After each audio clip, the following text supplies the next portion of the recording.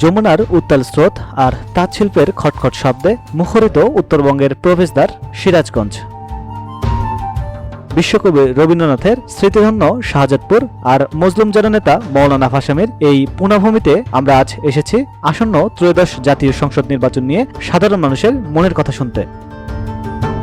যমুনার তীরের এই সাধারণ মানুষগুলো আগামী নেতৃত্বে কাদের দেখতে চান, চলুন জেনে নেওয়া যাক সরাসরি তাদের কাছ থেকেই। দেশকে যে উন্নয়ন করবো, দেশকে যে ভালোবাসবো, দেশের পাশে নাগরিকের পাশে সরকার এসে দাঁড়াবে, তাদের ভোট দেবো। প্রশাসন চাচ্ছি যাতে জনগণ সিরিয়ালদেরা যে ভোটটা দেয় তাদেরকে ভালোভাবে মানে যে মার্কায় ভোট দিবে তাদেরকে ওই মার্কায় ভোটটা ভালোভাবে সুস্থভাবে দিতে পারে, এটাই। আমরা সুস্থভাবে যেন ভোট দিতে পারি, ভোটে যেন গণ্ডগোল না হয়, আমরা সবাই মিলা আমরা ভোট দেব। আসলে আমি 2026 সালে এবার নতুন ভোটার হয়েছি। আমরা চাইতেছি যে আমরা আগামীতে যে উচ্ছৃঙ্খলগুলো দেখছি, আমাদের এই সামনে যে ভোট কেন্দ্রে আমরা যাব, আমরা যেন সবাই সুস্থভাবে ভোট দিতে পারি এবং আমাদের যেন একটা নিরাপত্তা থাকে, যে আমরা ভোট দিয়ে আবার ঠিকমতো বাসায় আসতে পারবো, এই নিরাপত্তাটা যেন আমাদের থাকে, এটাই আমাদের সকলের চাওয়া আর কি।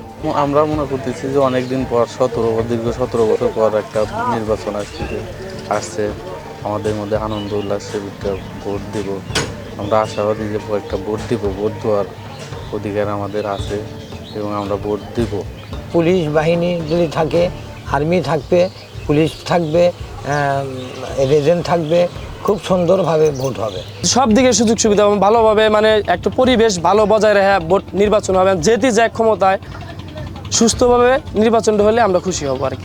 আমাদের সিরাজগঞ্জ নির্বাচনের পরিস্থিতি অনেক ভালো এবং আশা করা যায় নিরপেক্ষ হবে, কোনো ঝামেলা হবে না। প্রশাসন যদি ভালোভাবে যদি করে তাহলে মনে করেন আমরা ভোট দিতে যাব কেন্দ্রে। এবারের নির্বাচন ইনশাল্লাহ আমরা চাই নিরপেক্ষ, নির্দলীয় নিরপেক্ষ চাই, শান্তিপূর্ণ চাই। আমাদের সিরাজগঞ্জ সদর এখানের নির্বাচনী অবস্থা বর্তমান খুব এখন পর্যন্ত সুস্থ আছে। আমরা আশা করি বাংলাদেশ সরকারের পক্ষ থেকে যেন প্রশাসন নিরপেক্ষ থেকে যেন 12 তারিখে জাতীয় সংসদ নির্বাচনে তাদের নিরপেক্ষতা ভূমিকা পালন করে এবং কি এই নির্বাচনকে সুস্থ করতে যা যা প্রয়োজন সরকারের পক্ষ থেকে যেন সেটা করা হয়।